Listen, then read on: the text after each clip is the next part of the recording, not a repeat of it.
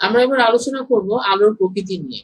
আলো হচ্ছে এক ধরনের শক্তি যা চোখ দিয়ে প্রবেশ করে আমাদের মস্তিষ্কে দর্শনের অনুভূতি জন্মায়। কোনো বস্তু থেকে আলো যখন চোখ দিয়ে প্রবেশ করে তখন আমরা ওই বস্তুটিকে দেখতে পারি। আলো নিজে অদৃশ্য, কিন্তু আলোর কারণেই কিন্তু আমরা অন্যান্য সব বস্তুকে দেখতে পাচ্ছি। প্রকৃতপক্ষে অন্ধকার বলে কোনো কিছু নেই, অন্ধকার হচ্ছে আলোর অনুপস্থিতি। বিশেষ অবস্থায় আলো কণা বা তরঙ্গের ন্যায় আচরণ করে, তবে একই সঙ্গে কখনো কণা বা তরঙ্গের ন্যায় আচরণ করে না। কণা এবং তরঙ্গ কি এটা আমরা জানি। কণা হচ্ছে ছোট ছোট পার্টিকেল, যেটা মাধ্যমে আলোক শক্তি সঞ্চারিত হচ্ছে। আর তরঙ্গের ন্যায় যখন আচরণ করে, তরঙ্গ ক্ষেত্রে যেটি হয় সেটি হচ্ছে তরঙ্গের কণাগুলো নিজেরা স্থানান্তরিত হয় না, শুধুমাত্র একটি কণা থেকে তার পাশের কণাতে শক্তি সঞ্চারিত করে। দশম শতকের শেষের দিকে আরবীয় বিজ্ঞানী আল হাসান, ইউরোপে যিনি আল হাজেন নামে পরিচিত, তিনি পরীক্ষার সাহায্যে প্রমাণ করেন যে বস্তু থেকে আমাদের চোখে আলো এসে পড়লে আমরা সেই বস্তুকে দেখতে পাই। তার আগে ধারণা করা হতো যে চোখ থেকে আলো বস্তুর উপর যাচ্ছে, তবে এই আল হাসান তিনি প্রথম এটিকে প্রমাণ করেন যে চোখ থেকে নয়, বরঞ্চ বস্তু থেকেই আলো আমাদের চোখে এসে পড়ে এবং তখন আমরা সেই বস্তুটিকে দেখতে পারি। আলোর বেগ প্রতি সেকেন্ডে 3 × 10⁸ মিটার পার সেকেন্ড মিটার, অর্থাৎ আলোর বেগ হচ্ছে 3 × 10⁸ মিটার পার সেকেন্ড। সূর্য থেকে পৃথিবীর দূরত্ব হচ্ছে 15 কোটি কিলোমিটার। সুতরাং সূর্য হতে পৃথিবীতে আলো আসতে সময় লাগবে 500 সেকেন্ড বা 8 মিনিট 20 সেকেন্ড। এটি আমরা কিভাবে বের করতে পারি? আমরা জানি আলো সমবেগে চলে। সমবেগের ক্ষেত্রে সরণের সূত্র, সরণ s = v × t, অর্থাৎ সরণ হচ্ছে বেগ এবং সময়ের গুণফলের সমান।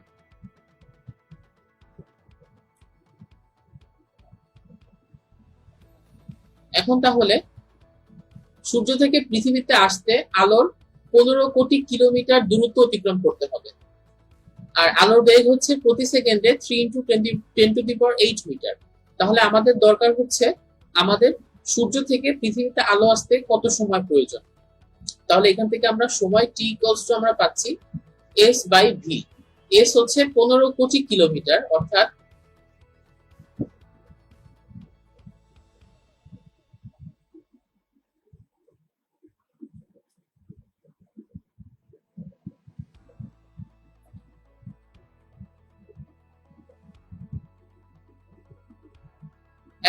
এত কিলোমিটার, এটিকে যদি আমি মিটারে আনি তাহলে এত মিটার, আর ডিভাইডেড বাই আলোর বেগ হচ্ছে 3 × 10⁸ মিটার পার সেকেন্ড। 10⁸ অর্থ একের পরে 8টা শূন্য, অর্থাৎ এখানে 3 × 10⁸ মানে 3 এর পরে 8টা শূন্য।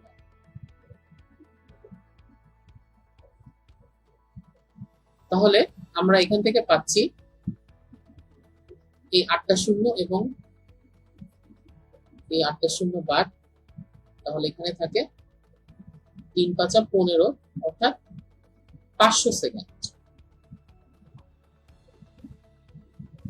বেগের একক ছিল মিটার পার সেকেন্ড, অর্থাৎ এখানে আমার সেকেন্ড উপরে এসে এটা হয়ে যাচ্ছে 500 সেকেন্ড। এভাবে করে আমরা বের করতে পারি যে সূর্য হতে পৃথিবীতে আলো আসতে সময় প্রয়োজন হবে 500 সেকেন্ড, যেটিকে আমরা যদি 60 সেকেন্ডে 1 মিনিট ধরি তাহলে লাগছে 8 মিনিট 20 সেকেন্ড। অর্থাৎ এখন যদি সূর্য আলো দেয়া বন্ধ করে দেয় তাহলে আমরা 8 মিনিট 20 সেকেন্ড পরে আমরা বুঝতে পারবো যে আসলে সূর্য থেকে আলো আর পৃথিবীতে আসছে না।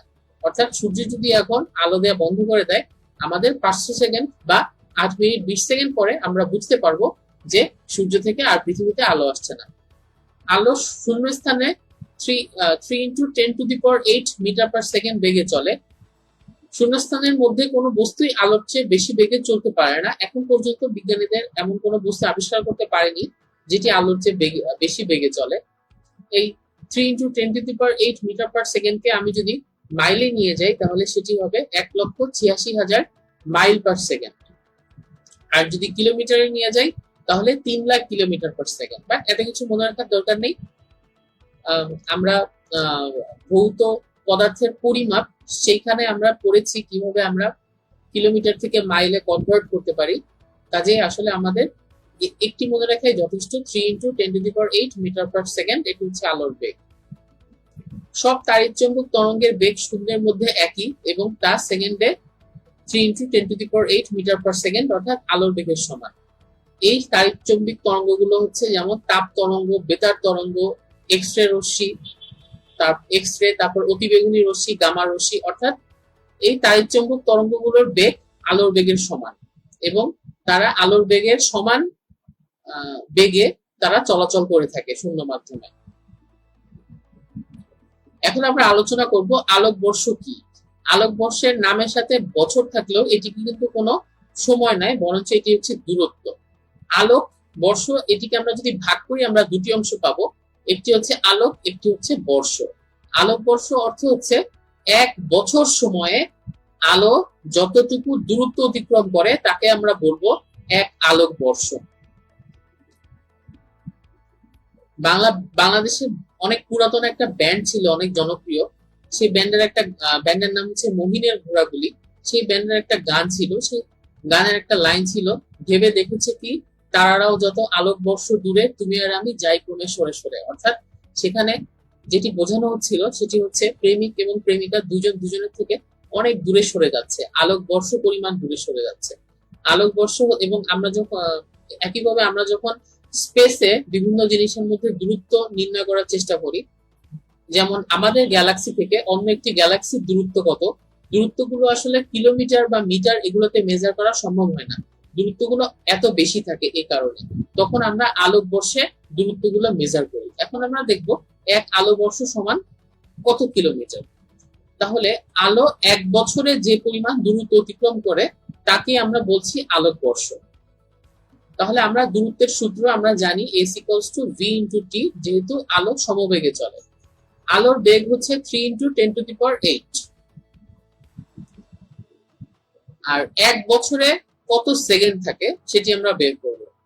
এক বছরে আমাদের 365 দিন থাকে, প্রতিদিনে আমাদের 24 ঘন্টা থাকে, প্রতি ঘন্টায় 60 মিনিট থাকে এবং প্রতি মিনিটে 60 সেকেন্ড থাকে। অর্থাৎ আমার এক বছরে মোট সময়কে যদি আমরা সেকেন্ডে হিসাব করি তাহলে আমরা পাবো এই পরিমাণ সেকেন্ড। আর জানা থাকলে ভালো যে একদিনে আমার মোট সেকেন্ড হচ্ছে ৮৬,৪০০ সেকেন্ড। তাহলে আমার এক বছরে হবে ৩৬৫ × ৮৬,৪০০। এই দুটোকে গুণ করলে আমি পাবো এক আলোকবর্ষ দূরত্ব কত, এবং সেটি হবে 9.46 × 10⁻15 মিটার। এটি মনে রাখতে হবে আমাদের। তাহলে যেটি বললাম যে আলোকবর্ষ হচ্ছে সেই দূরত্ব যেটি আলো এক বছরে অতিক্রম করবে, এবং সেই দূরত্ব হচ্ছে 9.46 × 10⁻15 মিটার। তাহলে এই দূরত্বটাকে আমি বলবো এক আলোকবর্ষ। এটাকে কিলোমিটারে নিলে তাহলে 1000 দিয়ে ভাগ হবে, সেক্ষেত্রে 10⁻15 কে আমি যদি 1000 দিয়ে ভাগ করি সেটি হয়ে যাবে 10⁻12, অর্থাৎ 3টা শূন্য কমে যাবে। এখন আমরা জানবো আলোর বিভিন্ন তত্ত্ব কে দিয়েছিল এবং সেই তত্ত্ব দিয়ে আলোক রশ্মির চলাচলকে কিভাবে ব্যাখ্যা করা হয়েছিল সেটি। প্রথমেই আসা যাক কণা তত্ত্বে। ১৬৭২ সালে বিজ্ঞানী আইজাক নিউটন প্রথম আলোর কণা তত্ত্ব প্রবর্তন করেন। কণা তত্ত্বের মূল বক্তব্য ছিল যে আলো কণার আকারে প্রবাহিত হয় এক স্থান থেকে অন্য স্থানে। আলোর কণা তত্ত্ব দিয়ে বিজ্ঞানী নিউটন আলোর প্রতিফলন, প্রতিসরণ এই সমস্ত বেসিক ধর্মকে তিনি ব্যাখ্যা করতে পেরেছিলেন। কিন্তু অনেক অ্যাডভান্স জিনিস যেগুলো যেমন আলোর অপবর্তন, আলোর সমাবর্তন, এগুলোকে আলোর কণা তত্ত্ব দিয়ে ব্যাখ্যা করা যায় না। সমসাময়িক সময়ে অর্থাৎ ১৬৭২-এ আইজাক নিউটন কণা তত্ত্ব প্রবর্তন করেন এবং ১৬৭৮ খ্রিস্টাব্দে বিজ্ঞানী হাইগেন তিনি আলোর তরঙ্গ তত্ত্ব প্রবর্তন করেন। তরঙ্গ তত্ত্বের মূল তত্ত্ব ছিল হচ্ছে আলো তরঙ্গর আকারে যায়, অর্থাৎ তরঙ্গ যেরকম এক স্থান থেকে অন্য স্থানে শক্তি সঞ্চারণ করে কিন্তু মাধ্যমের কণাগুলোকে স্থানান্তরিত করে না, আলো ঠিক সেভাবে এক স্থান থেকে অন্য স্থানে চলে যায়। কিন্তু ওই সময়টা ছিল, ওই যুগটা ছিল বিজ্ঞানী আইজাক নিউটনের। এই জন্য নিউটনের কণা তত্ত্বের আড়ালে বিজ্ঞানী হাইগেনের তরঙ্গ তত্ত্ব কিছুটা চাপা পড়ে যায়।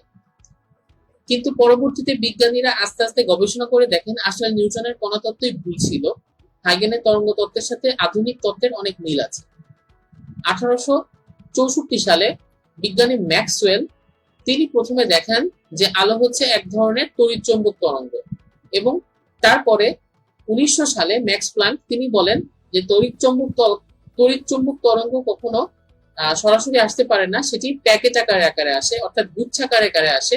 এবং তিনি তখন কোয়ান্টাম তত্ত্ব দেন। কোয়ান্টাম তত্ত্বের মূল বক্তব্য হচ্ছে আলো আলো যে তড়িৎচুম্বক তরঙ্গ আলো সেটি প্যাকেট আকারে প্রবাহিত হয়, এবং এই কোয়ান্টাম তত্ত্বের প্রবক্তা হচ্ছে বিজ্ঞানী ম্যাক্স প্ল্যাঙ্ক। এখন আমরা দেখব তড়িৎচুম্বক বর্ণালী কি। আলোক তরঙ্গ তড়িৎচুম্বক বর্ণালী নামে পরিচিত। একটি বিস্তৃত সীমার তরঙ্গ দৈর্ঘ্যের অংশবিশেষ হচ্ছে এই তড়িৎচুম্বক বর্ণালী।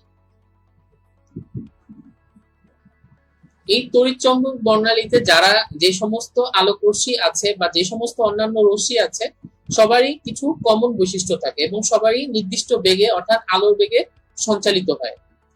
এই তড়িৎচুম্বক বর্ণালীতে আছে দৃশ্যমান আলো, অবলোহিত বিকিরণ, বেতার তরঙ্গ, অতিবেগুনি বিকিরণ, এক্স রে এবং গামা রে। এদের মধ্যে যে কমন বৈশিষ্ট্যগুলো আছে সেগুলো হচ্ছে এই সমস্ত তড়িৎচুম্বক বর্ণালীতে যে সমস্ত তড়িৎচুম্বক তরঙ্গ বিদ্যমান তারা সবাই শূন্যস্থানে আলোর বেগে চলবে, অর্থাৎ শূন্যস্থানে 3 × 10⁸ মিটার পার সেকেন্ড বেগে সরল রেখায় চলবে। এই তরঙ্গগুলো তড়িৎচুম্বক তরঙ্গ এবং তারা আর বা অনুপ্রস্থ তরঙ্গ। যথোপযুক্ত শর্ত সাপেক্ষে তড়িৎচুম্বক বিকিরণ সব ধরনের বিকিরণের মতো প্রতিফলন, প্রতিসরণ, অপবর্তন ও ব্যতিচার ঘটাবে। এদের সঞ্চালনের জন্য কোনো মাধ্যমের প্রয়োজন হয় না, শূন্য মাধ্যমের মধ্য দিয়ে এরা চলাচল করতে পারে। অর্থাৎ এই যে আমরা দেখলাম দৃশ্যমান আলো, অবলোহিত বিকিরণ, বেতার তরঙ্গ, অতিবেগুনি বিকিরণ, এক্স রে রশ্মি, গামা রশ্মি, এরা যখন চলাচল করে এদের কোনো মাধ্যমের প্রয়োজন হয় না, এরা শূন্য মাধ্যম দিয়ে চলতে পারে এবং ওদের সবার মধ্যে প্রতিফলন, প্রতিসরণ, অপবর্তন এবং ব্যতিচার ঘটবে। এবার আমরা এই কয়েকটি রশ্মির তরঙ্গ দৈর্ঘ্য জানব। প্রথমে আসা যাক মহাজাগতিক রশ্মি। মহাজাগতিক রশ্মি হচ্ছে 0.005 আংস্ট্রম তরঙ্গ দৈর্ঘ্যের ছোট যে সমস্ত রশ্মি তাদেরকে আমরা বলছি মহাজাগতিক রশ্মি। এখানে বলে রাখা ভালো যে এই 1 আংস্ট্রম এটি হচ্ছে 10⁻⁻10 মিটার, অর্থাৎ এখানে 0.005 আংস্ট্রম বা 0.005 × 10⁻⁻10 মিটার এর ছোট যে সমস্ত তরঙ্গ দৈর্ঘ্য আছে তাদেরকে আমরা বলছি মহাজাগতিক রশ্মি। এখন এই 0.005 অ্যাংস্ট্রম থেকে 1.5 অ্যাংস্ট্রম পর্যন্ত যত তরঙ্গ দৈর্ঘ্য আছে তাদেরকে আমরা বলছি গামা রশ্মি। এক্স রে রশ্মির তরঙ্গ হয় 0.10100 আংস্ট্রমের কাছাকাছি। আর যেগুলো দৃশ্যমান আলোর তরঙ্গ দৈর্ঘ্য হয় 4000 থেকে 7000 আংস্ট্রম অথবা 400 থেকে 700 ন্যানোমিটারের ভিতরে। অবলোহিত রশ্মির তাপমাত্রা হয় এই 7000 এর যখন বেশি হয় তখন আমরা তাকে বলছি অবলোহিত রশ্মি, আর এই 4000 এর কম হলে আমরা তাকে বলছি অতিবেগুনি রশ্মি। রেডিও এবং টেলিভিশনের তরঙ্গ দৈর্ঘ্য থাকে 2.2 × 10⁻6 আংস্ট্রমের কাছাকাছি। আমরা এরপরে একটি স্পেকট্রামের মধ্যে আমরা এই দৈর্ঘ্যগুলো এবং এই তড়িৎচুম্বক রশ্মিগুলোর বিভিন্ন তরঙ্গ দৈর্ঘ্য আমরা স্পেকট্রামের সাহায্যে পরবর্তীতে দেখব। কাজে আমরা এখান থেকে যেটি বলতে পারি তড়িৎচুম্বকীয় তরঙ্গের তরঙ্গ দৈর্ঘ্যের ক্রম হচ্ছে সবচেয়ে বেশি তরঙ্গ দৈর্ঘ্যের রশ্মি হচ্ছে বেতার তরঙ্গ, তারপরে হচ্ছে অবলোহিত রশ্মি, তারপরে দৃশ্যমান আলো, তারপর অতিবেগুনি রশ্মি, তারপর এক্স রে এবং সবশেষে গামা তরঙ্গ। এই গামা তরঙ্গের তরঙ্গ দৈর্ঘ্য সবচেয়ে কম, এবং আমরা আরেকটা জিনিস মনে রাখবো যে যাদের তরঙ্গ দৈর্ঘ্য কম হবে তাদের ভেদন ক্ষমতা বেশি, অর্থাৎ তারা অন্যান্য বস্তুকে খুব সহজে ভেদ করে চলে যেতে পারে এবং সেটি তত বেশি ক্ষতিকর রশ্মি। কাজে আমরা এখান থেকে দেখছি যেমন বেতার তরঙ্গের তরঙ্গ দৈর্ঘ্য অনেক বেশি এই জন্য সে কিন্তু সবকিছুকে খুব সহজে ভেদ করে যেতে পারে না। এই জন্য বেতার তরঙ্গ কিন্তু আমাদের জন্য ক্ষতিকর না। আমরা কিন্তু রেডিওতে শুনছি অথবা টেলিভিশন দেখছি, আমাদের কিন্তু এটার জন্য কোনো সেরকম কোনো খারাপ ইফেক্ট পড়ছে না, কেননা এদের তরঙ্গ দৈর্ঘ্য অনেক বেশি। কিন্তু অন্যদিকে আমরা আমরা কিন্তু এক্স রে এক্সপোজারে বেশিক্ষণ থাকতে পারি না, অথবা আমাদেরকে বলা হয় সবসময় সূর্যের অতিবেগুনি রশ্মি থেকে দূরে থাকতে, কেননা এই তরঙ্গগুলোর তরঙ্গ দৈর্ঘ্য অনেক কম। এই তরঙ্গ দৈর্ঘ্য অনেক কম হওয়ার কারণে এদের ভেদনযোগ্যতা অনেক বেশি হয়, এবং এ কারণে এরা অনেক বেশি ক্ষতিকর। এবং সবচেয়ে বেশি আমরা দেখতে পাচ্ছি ভেদন যোগ্যতা হচ্ছে গামা তরঙ্গের, কেননা গামা তরঙ্গের তরঙ্গ দৈর্ঘ্য সবচেয়ে কম।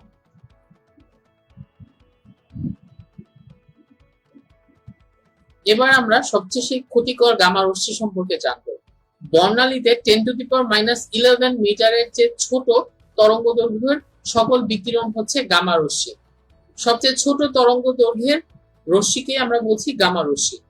পারমাণবিক বিস্ফোরণের ফলে যে তেজস্ক্রিয় রশ্মি উৎপন্ন হয় তার অধিকাংশই থাকে গামা রশ্মি।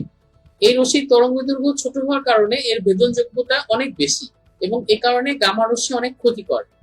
এর ক্ষতির রূপটা আমরা দেখি। এই রশ্মির প্রভাবে মানুষের দেহ পুড়ে যেতে পারে, অকালে চুল পড়ে যেতে পারে, ক্যান্সার, টিউমার, এমনকি মৃত্যুও হতে পারে।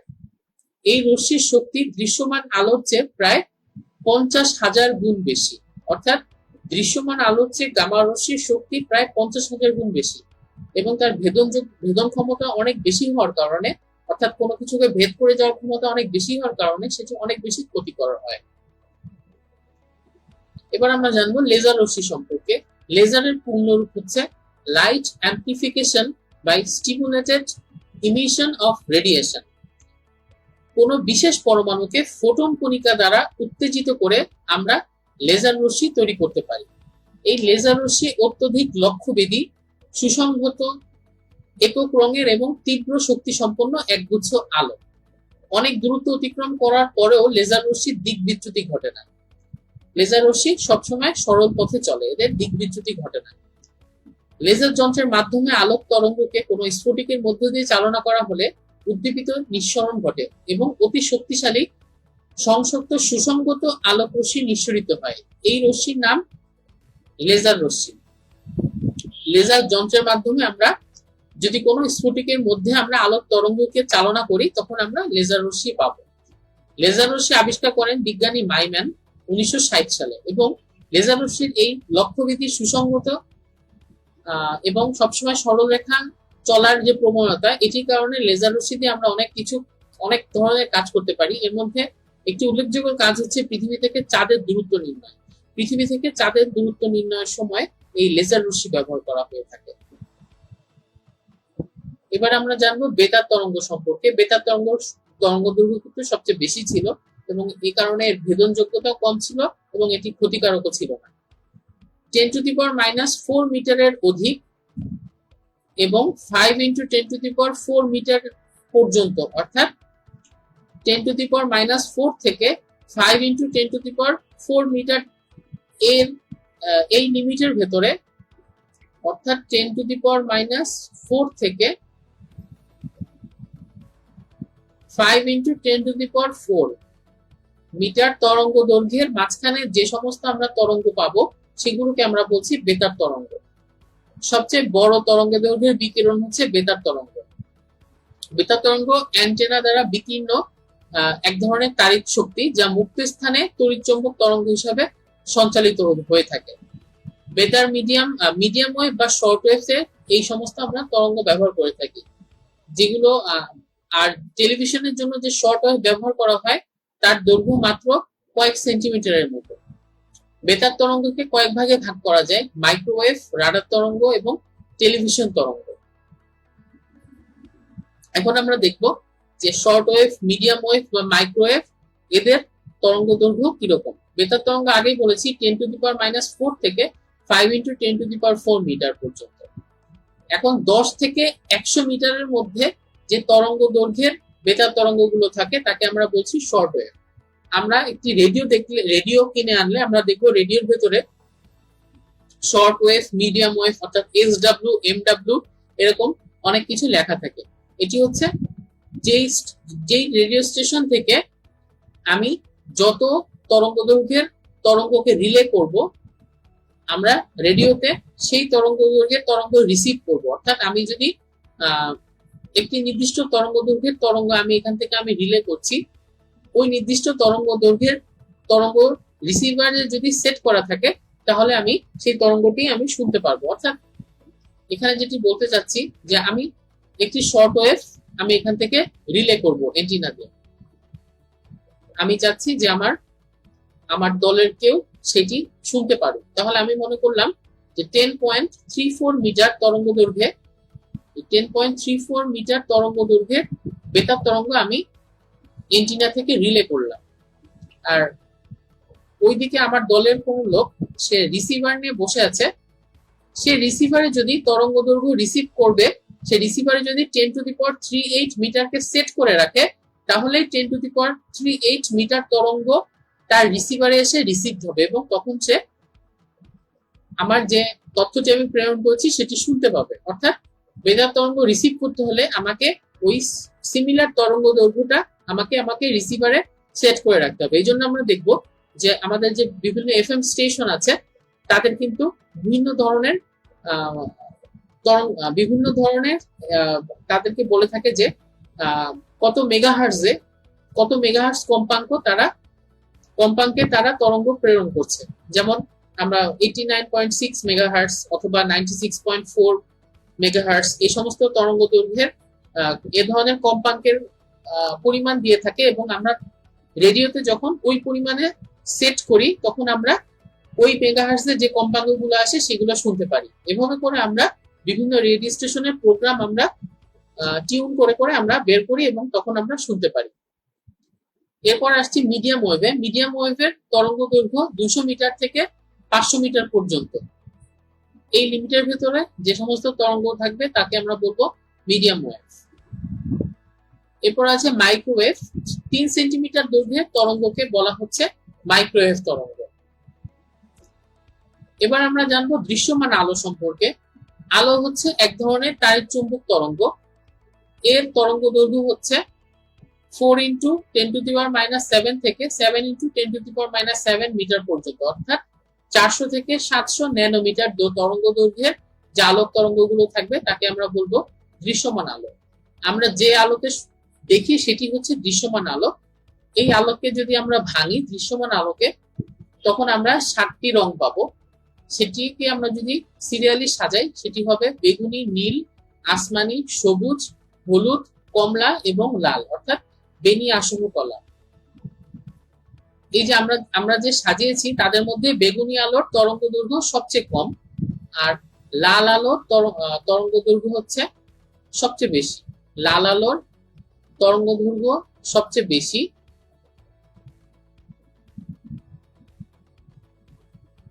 আর বেগুনি আলোর তরঙ্গ দৈর্ঘ্য সবচেয়ে কম। লাল আলোর তরঙ্গ দৈর্ঘ্য সবচেয়ে বেশি হওয়ার কারণে লাইটে আমরা দেখবো যে লাল আলো ব্যবহার করা হয়, বা কোনো জায়গাতে কোনো বিপদ সংকেত দেওয়ার জন্য বা কোনো থামার সংকেত দেওয়ার জন্য লাল আলো ব্যবহার করা হয়, কারণ লাল আলো অনেক দূর থেকে দেখা যায়। অবলোহিত বিকিরণের তরঙ্গ দৈর্ঘ্য হচ্ছে 10⁻³ থেকে 10⁻⁷, আর অতিবেগুনি রশ্মির বিকিরণ হচ্ছে 5 × 10⁻⁷ থেকে 6 × 10⁻10 মিটার পর্যন্ত। আমরা এখানে একটি স্পেকট্রার মাধ্যমে আমরা দেখতে পাচ্ছি যে কোন আলোক তরঙ্গ দৈর্ঘ্যের লিমিট কতটুকু থাকে। প্রথমে আমরা দেখছি এই যে 10⁻11 এর যে সমস্ত ছোট যে তরঙ্গগুলো সেগুলো হচ্ছে গামা রশ্মি। আমরা আগেই জেনেছি 10⁻10 এর আশেপাশে যেগুলো থাকে সেগুলোকে আমরা বলছি এক্স রে রশ্মি। এবং তারপরে আমরা এখান থেকে দেখছি যে 4 × 10⁻7 থেকে 7 × 10⁻7 এর ভেতরে যে তরঙ্গগুলো সেগুলো হচ্ছে দৃশ্যমান আলো। এই দৃশ্যমান আলোকে আমরা আবার এখানে বড় করে দেখছি। দৃশ্যমান আলোর মধ্যে আমরা আগে বলেছি সবচেয়ে বড় তরঙ্গ দৈর্ঘ্য থাকে হচ্ছে লাল রঙের। এখানে আমরা দেখতে পাচ্ছি যে প্রায় 700 ন্যানোমিটার থেকে প্রায় 680 এরকম ন্যানোমিটার পর্যন্ত আমার তরঙ্গ দৈর্ঘ্য হচ্ছে লালের, এবং সবচেয়ে কম থাকে হচ্ছে বেগুনি তরঙ্গ দৈর্ঘ্য। এখানে আমরা রঙের সিরিয়ালটি দেখতে পাচ্ছি বেনি, আসম, কলা। মাইক্রোওয়েভ তরঙ্গ দৈর্ঘ্য হচ্ছে ইনফ্রারেড হচ্ছে এই 10⁻6 এর একটু পর থেকে 10⁻2 এর আগ পর্যন্ত, অর্থাৎ আমরা এর আগে প্রত্যেকটা তরঙ্গদৈর্ঘ্য স্পেসিফিকলি দেখে এসেছি এবং এখানে আমরা একটি তরঙ্গের একটি গ্রাফে একটি লেখের মাধ্যমে আমরা দেখতে পাচ্ছি যে তরঙ্গদৈর্ঘ্য কোন রশ্মির তরঙ্গদৈর্ঘ্য কত মিটার। এবার আসা যাক অবলোহিত রশ্মির ক্ষেত্রে। অবলোহিত রশ্মির তরঙ্গদৈর্ঘ্য হচ্ছে 10⁻7 থেকে 10⁻3 মিটারের মধ্যে। সূর্য থেকে যে বিকিরণ তাপ আসে তাকে বলা হচ্ছে অবলোহিত রশ্মি। কাঠের আগুন বা বৈদ্যুতিক চুলা থেকে যে তাপ বিকিরণ হয় সেটিও অবলোহিত রশ্মি। অর্থাৎ 10⁻- থেকে 10⁻7 থেকে 10⁻3, অর্থাৎ অবলোহিত রশ্মি থাকবে এখান থেকে প্রায় -3 এই পর্যন্ত। এই ইনফ্রারেডের মধ্যে ইনফ্রারেড রশ্মি, এটি হচ্ছে অবলোহিত রশ্মি। এখন আমরা জানবো এক্স রে সম্পর্কে। গামা রশ্মি অপেক্ষা বড় 5 × 10⁹ থেকে 5 × 10⁻12 মিটার পর্যন্ত তরঙ্গ দৈর্ঘ্যের রশ্মি হচ্ছে এক্স রশ্মি। গামা রশ্মি হচ্ছে সবচেয়ে ছোট, আর গামা রশ্মির থেকে ইমিডিয়েট বড় যে রশ্মিটা সেটি হচ্ছে এক্স রশ্মি। গামা রশ্মি যেরকম ক্ষতিকর, এক্স রশ্মিও ক্ষতিকর, কিন্তু এক্স রশ্মিকে আমরা নিয়ন্ত্রিতভাবে ব্যবহার করলে সেটি গামা রশ্মির মতো এতটা ক্ষতি করে না। যেহেতু এক্স রশ্মির তরঙ্গদৈর্ঘ্য অনেক কম, তাই তার ভেদনযোগ্যতা অনেক বেশি হয়। এই জন্য এক্স রশ্মি মানুষের দেহের ভেতর দিয়ে চলে যেতে পারে, কিন্তু হাড়ের ভেতর দিয়ে যেতে পারে না। এ কারণে আমরা এক্স রশ্মির এক্স রে করে আমরা কোথাও হাড় ভেঙেছে কিনা সেটি দেখতে পারি। অর্থাৎ আমি এখানে বলতে পারি, এই যে হচ্ছে মনে করে আমার পা, এখন আমি যদি এক্স রশ্মি এই পায়ের ভেতর দিয়ে আমি যদি পাঠাই, তাহলে এর পেছনে আমি যদি বোর্ডটাকে রাখি, তাহলে যেটি হবে সেটি হচ্ছে আমার মাংসের ভেতর দিয়ে এক্স রশ্মি চলে যাবে, কিন্তু আমার এই পায়ের ভেতরে যে হাড় আছে সেই হাড়ের ভেতর দিয়ে এক্স রশ্মি যেতে পারবে না।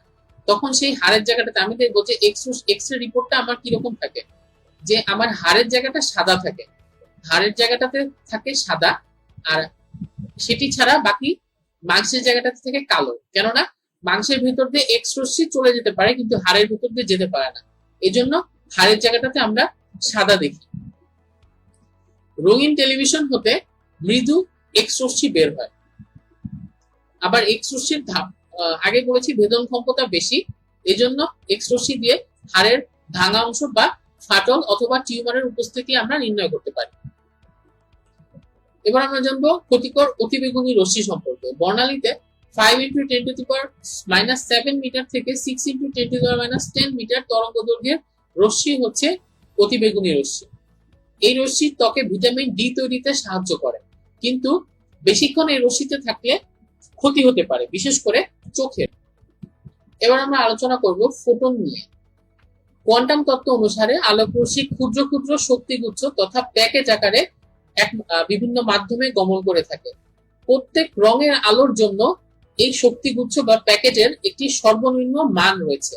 এই সর্বনিম্ন মান সম্পন্ন কণিকাকে আমরা বলবো ফোটন। এবার আমরা জানবো আলোর তড়িৎ ক্রিয়া সম্পর্কে। কোন ধাতুর উপর আলো পড়লে আলোর ফোটনের ক্রিয়ায় উক্ত ধাতু হতে ইলেকট্রন নির্গত হয়, একে বলা হয় আলোর তড়িৎ ক্রিয়া। বিজ্ঞানী আলবার্ট আইনস্টাইন তিনি কোয়ান্টাম তত্ত্বের সাহায্যে আলোর তড়িৎ ক্রিয়া ব্যাখ্যা করেন এবং এজন্য নোবেল পুরস্কার লাভ করেন। তবে 1873 সালে ডব্লিউ স্মিথ নামক একজন টেলিফোন অপারেটর তিনি প্রথম এই আলোর তড়িৎ ক্রিয়া আবিষ্কার করেন, কিন্তু আলোর তড়িৎ ক্রিয়া ব্যাখ্যা করেন হচ্ছে বিজ্ঞানী আইনস্টাইন, এবং তিনি এই আলোর তড়িৎ ক্রিয়া ব্যাখ্যা করে তিনি নোবেল পুরস্কার লাভ করেন। এই আলোর তড়িৎ ক্রিয়া অনুসারে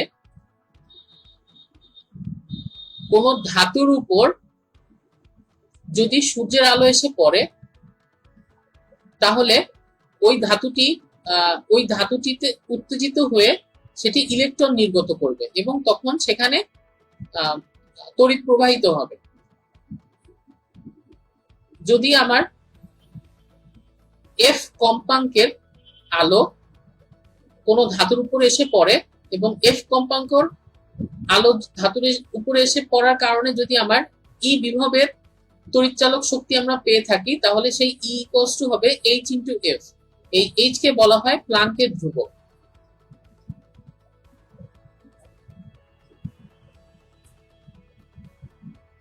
আর এফ হচ্ছে আমার যে আপতিত হচ্ছে আলোটা, সেই আলোর কম্পাঙ্ক। বর্তমানে কিন্তু আলোর তড়িৎ ক্রিয়া আমরা অনেক জায়গাতে দেখতে পারি, যেরকম আমরা সৌরশক্তি দেখি। সৌরশক্তির ক্ষেত্রে কি হচ্ছে, সৌরশক্তিতেও কিন্তু সূর্যের আলো থেকে ধাতুর উপর ফেলা হচ্ছে এবং তখন ইলেকট্রন নির্গত হচ্ছে এবং সেটির মাধ্যমে আমরা তড়িৎ শক্তি পাচ্ছি। এভাবে আলোর তড়িৎ ক্রিয়া কিন্তু আমাদের জীবনে একটি যুগান্তকারী পরিবর্তন এনে দিয়েছে। এবার আমরা আলোচনা করব আলোর দুটি খুব কমন ফেনোমেনা, প্রতিফলন এবং প্রতিসরণ নিয়ে। প্রতিফলন হচ্ছে কোনো স্বচ্ছ মাধ্যমের মধ্য দিয়ে যাওয়ার সময় অন্য কোনো মাধ্যমে বাধা পেয়ে আলোর পুনরায় পূর্বের মাধ্যমে ফিরে আসার ঘটনা। এই ঘটনাটাকে আমরা বলছি প্রতিফলন। অর্থাৎ খুব সিম্পলি যদি আমরা দেখি, এটি হচ্ছে, আমি ধরে নিচ্ছি একটি প্রতিফলক মাধ্যম। এখানে আমার একটি আলোক উৎস আছে, সেই আলোক উৎস থেকে আলো এভাবে করে এই প্রতিফলক পৃষ্ঠে এসে আপতিত হলো।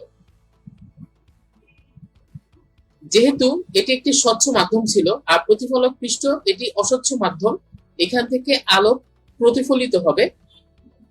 তখন ঠিক এই পৃষ্ঠের উপর যদি আমরা একটি লম্ব আঁকি, এই লম্বটিকে আমরা বলছি অভিলম্ব। আলোক রশ্মি এই অভিলম্বের সাথে যতটুকু কোণ উৎপন্ন করবে, সে যখন প্রতিফলিত হয়ে চলে যাবে তখন অভিলম্বের সাথে ঠিক ততটুকুই কোণ উৎপন্ন করবে। অর্থাৎ এখানে আমরা ঘটনাটি কি দেখতে পাচ্ছি, এখানে একটি প্রতিফলক পৃষ্ঠ আছে, এখানে একটি আলোর সোর্স আছে, সেখান থেকে আলো এভাবে করে প্রতিফলক পৃষ্ঠে এসে আপতিত হলো এবং তারপরে এখান থেকে প্রতিফলিত হয়ে এদিকে চলে গেল। এখন আমি এই যেই বিন্দুতে আপতিত হলো সেই বিন্দুকে বলা হচ্ছে আপতন বিন্দু। এই আপতন বিন্দুতে আমি যদি প্রতিফলকের উপর একটি লম্ব আঁকি, তাকে বলছি অভিলম্ব। এই অভিলম্বের সাথে এই যে আপতিত রশ্মি সেটি যে কোণ উৎপন্ন করছে তাকে আমি বলছি আই অথবা আপতন কোণ।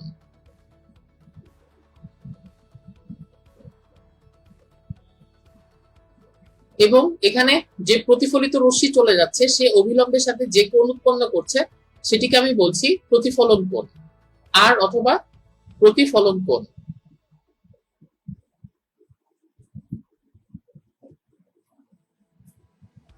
প্রতিফলনের ক্ষেত্রে এই আপতন কোণ আর প্রতিফলন কোণ পরস্পরের সমান হবে। প্রতিফলনের ঘটনা আমরা প্রতিনিয়ত দেখে থাকি। যেমন আমরা যদি সকালে যখন ঘুম থেকে উঠে আমরা ফ্রেশ হয়ে যখন রেডি হই, তখন আমরা আয়নার সামনে দাঁড়াই। এই আয়নাতে যেটা হয় সেটা হচ্ছে আমাদের চেহারার একটি প্রতিফলিত বিম্ব আমরা দেখতে পাই। যখন আমরা গাড়িতে যাই তখন আমরা গাড়ির রিয়ার ভিউ মিররে আমরা পেছনের দৃশ্যের প্রতিফলন দেখতে পারি। এভাবে করে আমরা আমাদের দৈনন্দিন জীবনে প্রতিফলনের বহুল ব্যবহার আমরা করে থাকি। প্রতিফলনের দুটি সূত্র আছে। প্রথম সূত্র হচ্ছে এই যে আপতন কোণ, আপতিত রশ্মি, প্রতিফলিত রশ্মি এবং আপতন বিন্দুতে আমরা যে অভিলম্ব আঁকলাম তারা সর্বদা একই সমতলে থাকবে। আর দ্বিতীয় সূত্র হচ্ছে আপতন কোণ এবং প্রতিবিম্ব কোণ পরস্পরের সমান হবে। আর প্রতিসরণ আমরা বলছি যখন দুই মাধ্যমের মধ্যে প্রতিসরণের পার্থক্য থাকবে এবং যদি এই প্রতিফলক পৃষ্ঠটা এটা যদি যথেষ্ট হার্ড সারফেস না হয়, সেক্ষেত্রে যেটা হয় সেটা হচ্ছে আলোক রশ্মি প্রতিফলিত না হয়ে আলোক রশ্মির দিক কিছুটা পরিবর্তিত হয়। যেমন আমরা যদি এটি হচ্ছে আমার প্রতিফলন, আর প্রতিসরণের ক্ষেত্রে যেটি হচ্ছে, আমি ধরে নিচ্ছি এটি হচ্ছে বায়ু মাধ্যম আর এখানে হচ্ছে পানি মাধ্যম, অর্থাৎ পানি বায়ু থেকে পানিতে যাচ্ছে। প্রতিসরণের সংজ্ঞাটি একবার দেখে আসি। প্রতিসরণের সংজ্ঞাটি হচ্ছে আলোক রশ্মি এক স্বচ্ছ মাধ্যম হতে অন্য স্বচ্ছ মাধ্যমে যাওয়ার সময় মাধ্যম দ্বয়ের বিভব তলে তির্যকভাবে আপতিত হলে আলোক রশ্মির দিক পরিবর্তনের ঘটনাটি হচ্ছে প্রতিসরণ। অর্থাৎ প্রতিসরণ হচ্ছে, এখানে যদি আমরা দেখি, এখানে এই পৃষ্ঠটি হচ্ছে আমার দুইটি মাধ্যমকে আলাদা করেছে।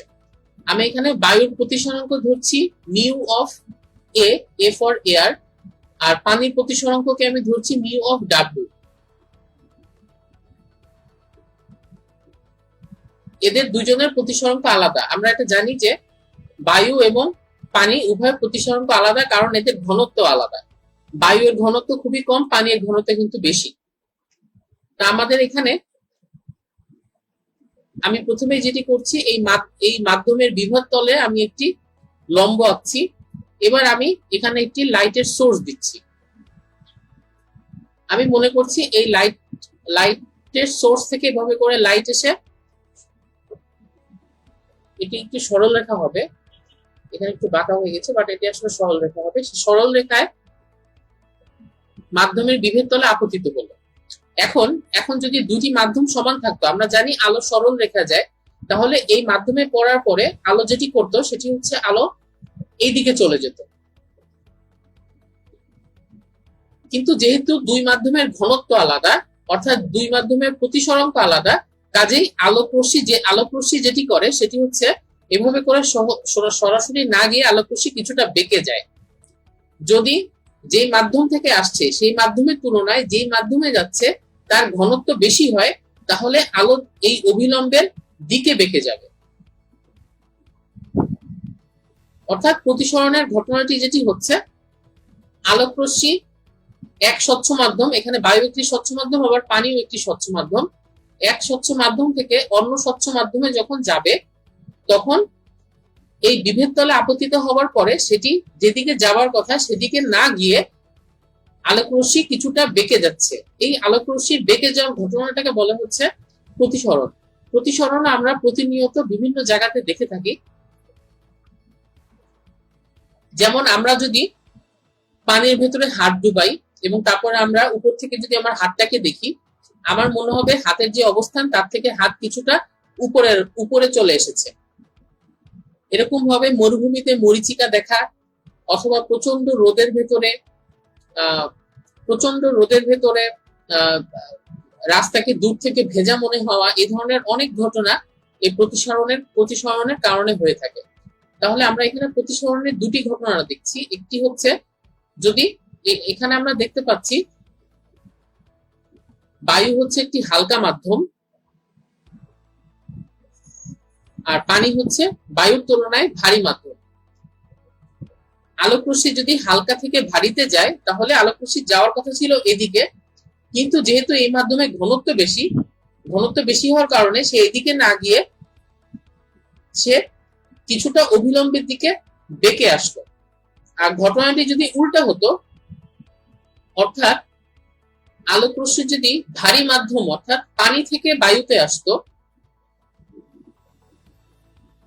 তাহলে যেটি হতো, এই যে আলোক রশ্মি আপতিত হলো, এখানে আপতিত হবার পর তার যাওয়ার কথা ছিল এই দিকে, কিন্তু আলোক রশ্মি এদিকে না গিয়ে সে অভিলম্ব থেকে আরো দূরে বেঁকে যাবে। এই ক্ষেত্রে যে ঘটনাটি হয়েছে সেটি হচ্ছে আলোক রশ্মি ভারী মাধ্যম থেকে হালকা মাধ্যমে প্রবেশ করেছে। অর্থাৎ এখান থেকে আমরা প্রতিসরণের দুটি জিনিস জানতে পারছি। প্রতিসরণ, যখন আলোক রশ্মি হালকা থেকে ভারী মাধ্যমে আসে, তখন আলোক রশ্মি যেদিকে যাবার কথা সেদিকে না গিয়ে কিছুটা অভিলম্বের দিকে সরে যাচ্ছে। আর আলোক রশ্মি যখন ভারী মাধ্যম থেকে হালকা মাধ্যমে যাচ্ছে, তখন সে যেদিকে যাওয়ার কথা সেদিকে না গিয়ে অভিলম্ব থেকে আরো দূরে সরে যাচ্ছে। এই যে আমার অভিলম্ব, এবং সে চলে গেছে অভিলম্ব থেকে আরো দূরে, কেননা এই দিকটা ভারী ছিল এবং এই পৃষ্ঠটা হচ্ছে হালকা। স্বভাবতই আমরা এখান থেকে আমরা যেটি দেখতে পাচ্ছি সেটি হচ্ছে আলোক রশ্মি কিন্তু যেই দিকে যাওয়ার কথা ছিল সেদিকে কোনোভাবেই যাচ্ছে না। এই যে আলোক রশ্মি যদি হালকা থেকে ভারীতে আসে, তাহলে আলোক রশ্মি বেঁকে যাচ্ছে কিছুটা অবিলম্বের দিকে, আর ভারী থেকে হালকাতে আসলে আলোক রশ্মি বেঁকে যাচ্ছে অবিলম্ব থেকে দূরে। এই যে আলোকরশ্মি যে বেঁকে যাওয়ার ঘটনা, এটিকেই বলা হচ্ছে প্রতিসরণ। এবং আমরা এই প্রতিফলনের কেসে যেটি দেখেছিলাম যে আপতন কোণ এবং প্রতিসরণ কোণ সর্বদা সমান থাকে, আর প্রতিসরণের ক্ষেত্রে আমরা যেটি দেখব সেটি হচ্ছে আপতন কোণের সাইন। এখানে আপতন কোণ কোনটি? এখানে আপতন কোণ হচ্ছে এই যে এখানে আই আপতন কোণ এবং এখানে আর আপতন কোণ, আবার এখানেও এটি আপতন কোণ, আপতন কোণ না, এটা প্রতিসরণ কোণ, আর এখানে এই আর হচ্ছে প্রতিসরণ কোণ। আপতন কোণ এবং প্রতিসরণ কোণের সাইনের অনুপাত সর্বদা একটি ধ্রুব সংখ্যা হয়।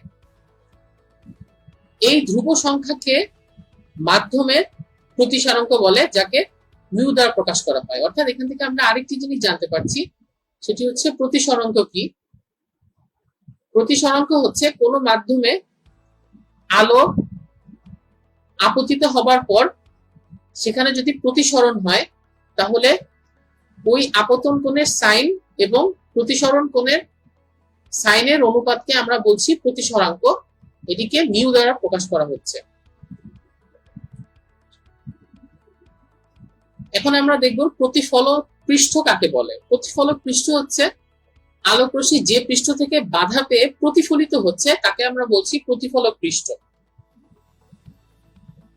যেমন আমাদের দর্পণ একটি প্রতিফলক পৃষ্ঠ। এছাড়া বিভিন্ন ধরনের মোটা গ্লাস, সেগুলো প্রতিফলক পৃষ্ঠ। এমনকি কোনো মসৃণ কাঠের একটি পাত, সেটাও কিন্তু প্রতিফলক পৃষ্ঠ হিসেবে কাজ করে। আমরা অনেক সময় অনেক মসৃণ কাঠেও কিন্তু আমরা প্রতিফলন দেখি। প্রতিফলক পৃষ্ঠ যত বেশি মসৃণ হবে, আলো তত বেশি প্রতিফলিত হবে, অর্থাৎ বিম্বটাও তত ভালো দেখা যাবে। কোনো কালো বস্তুর উপর আলো পড়লে প্রকৃতপক্ষে তা প্রতিফলিত হয় না, কারণ আমরা তাপের ওখানে দেখেছি যে কালো বস্তু তার উপর আপতিত তাপকে শোষণ করে নেয়। তাপ হচ্ছে একটা তাড়িৎ চৌম্বক তরঙ্গ, একইভাবে আলো একটা তাড়িৎ চৌম্বক তরঙ্গ। আলো যখন কোনো কৃষ্ণ বস্তুর উপরে পড়ে তখন ওই কালো বস্তুটা তাপকে শোষণ করে নেয়, এ কারণে কোনো প্রতিফলন হয় না। এ কারণে আমরা দেখব ক্যামেরা, দূরবীন ইত্যাদি আলোক যন্ত্রের ভেতরের অংশ কালো করা হয়, কারণ ক্যামেরার ভেতরের অংশ যদি কালো না করা হতো তাহলে কোনো বস্তু থেকে যে আলোটা ভেতরে আসতেছে, সেই আলোটা ভেতরে আসার পরে ক্যামেরার ভেতরে অনেকগুলো প্রতিফলন হতো এবং ছবিটা খুব বেশি বিক্ষিপ্ত হতো এবং ছবিটা ভালো হতো না। ছবিটাতে যাতে মাত্র একটা বিম্ব থাকে, এই জন্য শুধুমাত্র ক্যামেরার সেন্সরের জায়গাটি ছাড়া বাকি সব জায়গা কালো করে ফেলা হয়, যাতে আলোর কোনো প্রতিফলন না ঘটে। এবং বাইনোকুলারের ক্ষেত্রেও বা দূরবীনের ক্ষেত্রেও একই ঘটনা। আবার সাদা তলের ক্ষেত্রে প্রায় সব রঙের আলোই প্রতিফলিত হয়, অর্থাৎ আমাদের কোনো একটি সাদা পৃষ্ঠে যদি আমরা আলো দেই তাহলে ওই আলোর সবটুকুই প্রতিফলিত হবে। এজন্য আমরা দেখব সিনেমায় সাদা রঙের পর্দা ব্যবহার করা হয়, অর্থাৎ সিনেমা হলে আমরা যখন যাই, সিনেমা হলে যদি প্রজেকশন অথবা যে কোনো প্রজেকশনের ক্ষেত্রে, অর্থাৎ আমাদের যদি প্রজেক্টর দিয়ে আমাদের ক্লাস নেওয়া হয়, আমরা দেখবো প্রজেক্টরটা সবসময় একটি সাদা রঙের পর্দার উপর ফেলা হয়, কারণ সাদা পর্দা তার উপরে যে পরিমাণ আলো আসে তার পুরোটাই প্রতিফলিত করে দেয়। এ কারণেই সাদা রঙের পর্দার উপর সবসময় প্রজেকশন ক্রিয়েট করা হয়, প্রজেকশন দেওয়া হয়, যাতে বিম্বটা খুব ভালোভাবে দর্শকের দৃষ্টিগোচর হয়। এছাড়াও সাদা আলো কিন্তু, যেহেতু সাদা পর্দা আলোকে পুরোটুকু আলোকে সে প্রতিফলিত করে দিচ্ছে, এই জন্য আমরা দেখবো যে সিনেমায় যখন শুটিং করা হয় বা ফটোগ্রাফাররা যখন ফটো শুট করে, তখন আশেপাশে অনেকগুলো সাদা রঙের বড় বড় পর্দা দিয়ে রাখে, যাতে ফ্ল্যাশের আলোটা খুব সুন্দরভাবে প্রতিফলিত হয় এবং ওই ছবিতে আলো পর্যাপ্ত পরিমাণে পাওয়া যায়। প্রতিফলক পৃষ্ঠ মসৃণ হলে আলোর নিয়মিত প্রতিফলন ঘটবে, আর যদি মসৃণ না হয় তাহলে আলোর ব্যাপ্ত প্রতিফলন ঘটবে, অর্থাৎ এদিক ওদিক আলো চলে যাবে। এখানে আমরা একটি ঘটনা দেখতে পাচ্ছি, সেটি হচ্ছে কোন বস্তুকে আমরা কোন নির্দিষ্ট রঙের কখন দেখি। যেমন গোলাপ ফুলকে আমরা গোলাপের যে ফুলের অংশটি সেটিকে আমরা লাল রঙের দেখছি, এবং যে পাতার অংশটি সেটিকে আমরা সবুজ রঙের দেখছি। এর কারণ কি? আমরা জানি বস্তু থেকে আলো আমাদের চোখে এসে পড়ে। এই যে গোলাপ ফুলটি আছে, এর কিন্তু নিজস্ব কোনো আলো নেই। সূর্য থেকে যখন সাদা আলো গোলাপ ফুলের উপর পড়ে, আমরা জানি সাদা আলো হচ্ছে আসলে 7টি আলোর সমষ্টি। কি কি আলো? বেনি, আসুমু, কলা, বেগুনি, নীল, আসমানি, সবুজ, হলুদ,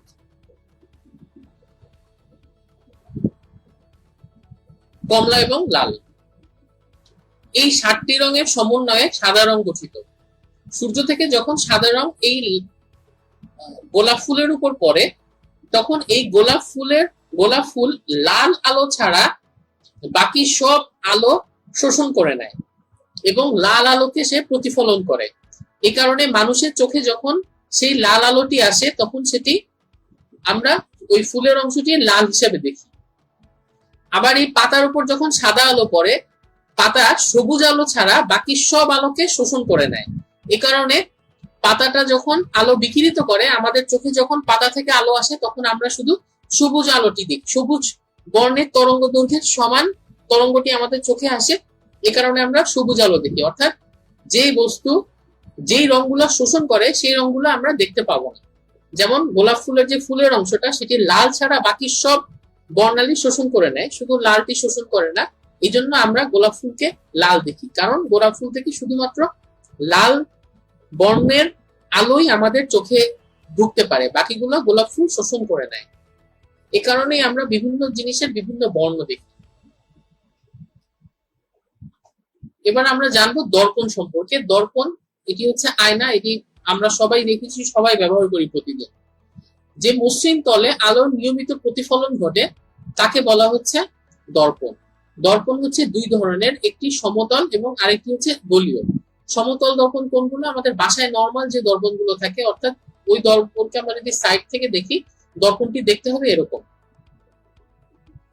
আলো যখন আসবে, এভাবে করে যদি আলো আসে, তাহলে আলো এভাবে করে প্রতিফলিত হয়ে যাবে। এটি হচ্ছে সমতল দর্পণ।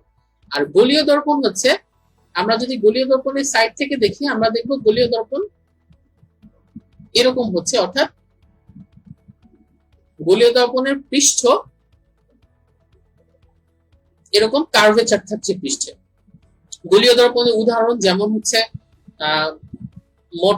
মোটর সাইকেলের দুই সাইডে যে দুইটা আয়না থাকে, সেই দুইটা এরকম কার্ভেচার করা থাকে, সেটি একটি গোলীয় দর্পণ। তারপরে ডেন্টিস্ট দাঁত দেখার সময় যেই দর্পণটি ব্যবহার করে, সেটি একটি গোলীয় দর্পণ। আমরা চেহারা দেখার জন্য যে দর্পণ ব্যবহার করি, সেটি হচ্ছে সমতল দর্পণ। দর্পণ কিভাবে বানানো হয়?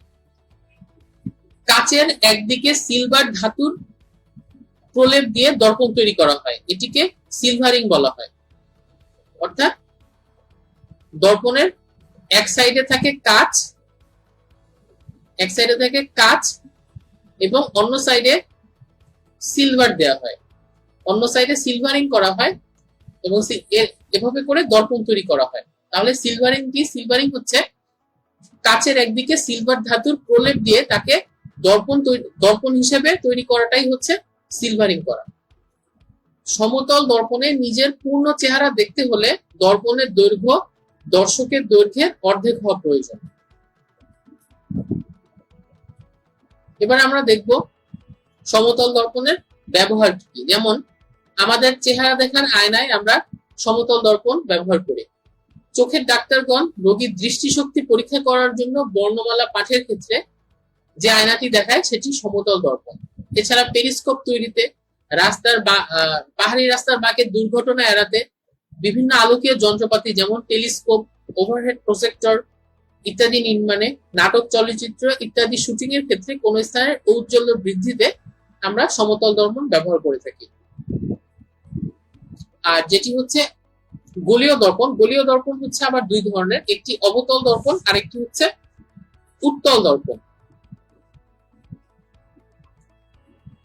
অবতল দর্পণে আমরা সবকিছু অনেক বিবর্ধিত আকারে দেখতে পাবো।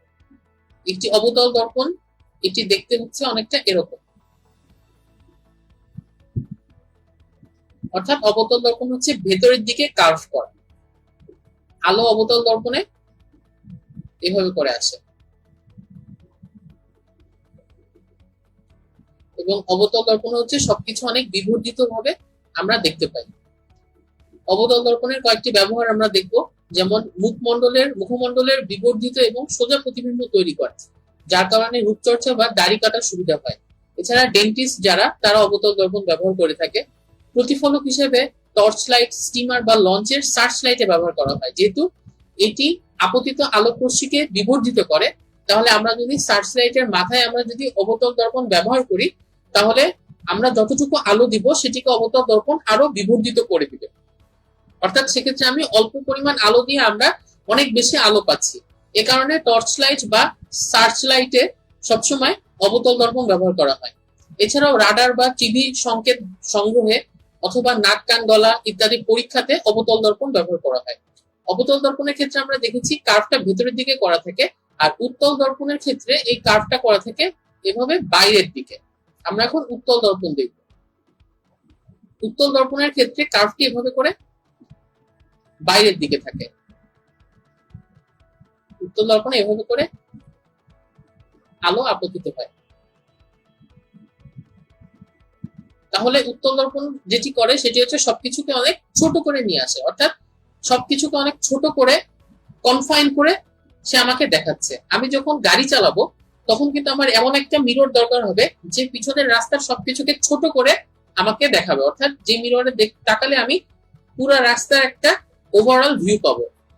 এজন্য যেহেতু উত্তল দর্পণ সবকিছুকে ছোট করে ফেলছে, এজন্য যানবাহন বা পথচারী দেখার জন্য গাড়িতে ভিউ মিররে উত্তল দর্পণ ব্যবহার করা হয়। এই জন্য আমরা দেখবো গাড়ির যে মিরর থাকে সেই মিররের উপরে একটি লেখা থাকে, লেখাটি হচ্ছে থিংস আর